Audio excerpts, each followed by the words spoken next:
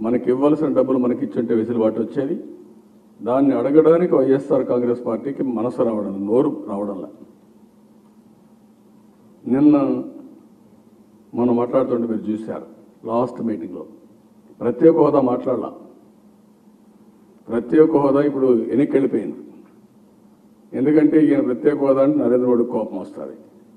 అక్కడి నుంచి సిబిఐ కత్తి మెడ మీద ఉంది కాబట్టి ఎట్టి పరిస్థితుల్లో తప్పించుకోవాలని ప్రయత్నం తప్ప ఇంకోటి కాదు.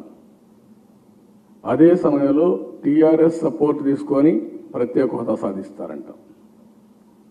ఇది అనదర్ బిగ్గెస్ట్ ఇది ఎన్డీటీవీకి ఇంటర్వ్యూస్ చెప్తున్నాడు. ఇప్పుడు ఇద్దరు కలిసి చెప్పాలా ఎప్పుడు సంపాదిస్తారని. మూడో మోడీ ఆయన కూడా చెప్పాలా, ఢిల్లీలో ఉండే మోడీ కూడా. ఇద్దరు మోడీలు మూడో మోడీ ముగ్గురు కలిసి చెప్పాలి ఎప్పుడు ఇస్తారని. నేను అందుకే అడుగుతున్నా, డిమాండ్ చేస్తున్నా.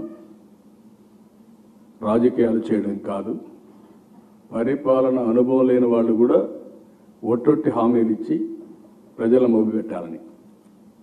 ఏదో వాళ్ళు చెప్పి ఈరోజు పేపర్లో మీరు చూసుంటారు, వాళ్ళు చెప్పారు కాబట్టి నేను పెన్షన్ ఇచ్చానని పెద్ద ఆర్టికల్ రాసుకున్నారు. వాళ్ళు చెప్పారు కాబట్టి ఆ దెబ్బతో భయపడిపోయి పెన్షన్ ఇచ్చారని.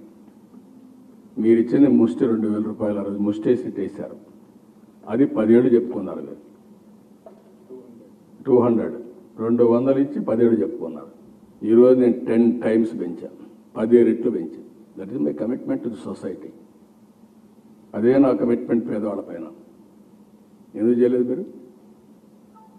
అదే మరిగా ఆ రోజు రైతులకి రుణ విముక్తి సాధ్యం కాదన్నారు మీరు, నేను ఇచ్చాను. That is my commitment. డాక్రా సంఘాల గురించి ఎప్పుడు పట్టించుకోలేదు, నేను పట్టించుకున్నాను. అది నా మానస పుత్రిక, నేనే పెట్టాను ఆ సంఘాలని, అందుకే ఇచ్చాను.